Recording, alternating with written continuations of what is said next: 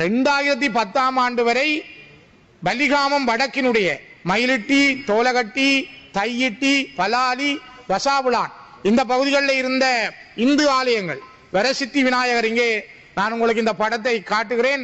வரசித்தி விநாயகர் கோவில் இன்று 2010ஆம் ஆண்டு அந்த மக்கள் சென்று எடுத்த புகைப்படம் இது. ஆனால் இன்று கோயில் அடியோடு அடித்து நொறுக்கப்பட்டிருக்கிறது. கோயில் அடையாளம் இல்லை. புனித காணிக்கை மாதா ஆலயம், மயிலிட்டியில இருக்கின்ற புனித காணிக்கை மாதா ஆலயம், இந்த ஆலயம் 2010ஆம் ஆண்டு வரை முழுசாக இருந்தது.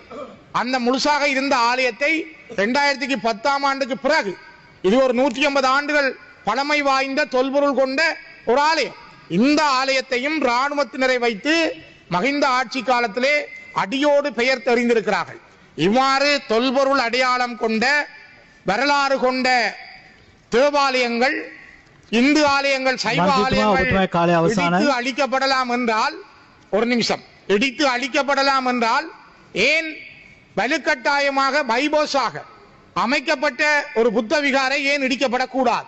நீங்கள் இந்து ஆலயங்களை அடித்து நொறுக்கலாம், அடியோடு புடுங்கலாம், கத்தோலிக்க ஆலயங்களை அழிக்கலாம். ஆனால் பௌத்த ஆலயத்திற்கு மட்டும் நீங்கள் எவ்வாறு இந்த நாட்டில் நீங்கள் இனங்களை நேசிக்கிறீர்கள்? எவ்வாறு உங்களுக்குள் இந்த இன ஒற்றுமை?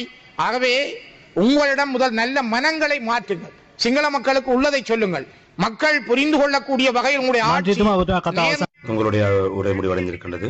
வேண்டும் என்றால் முதலிலே எங்கள் யாழ்ப்பாணம் வித்தியாசமாக இருக்கிறது, அங்கெல்லாம் வித்தியாசமானது என்று உங்களுடைய அமைச்சர்கள், உங்களுடைய பிரதிநிதிகள் பேசுகிறார்கள். வித்தியாசம் என்ன? உங்களுடைய அடக்குமுறை என்கிற வித்தியாசம் இப்பொழுதும் அங்கே இருக்கிறது. வடக்கு கிழக்கிலே ராணுவம் குவிக்கப்பட்டிருக்கிறது.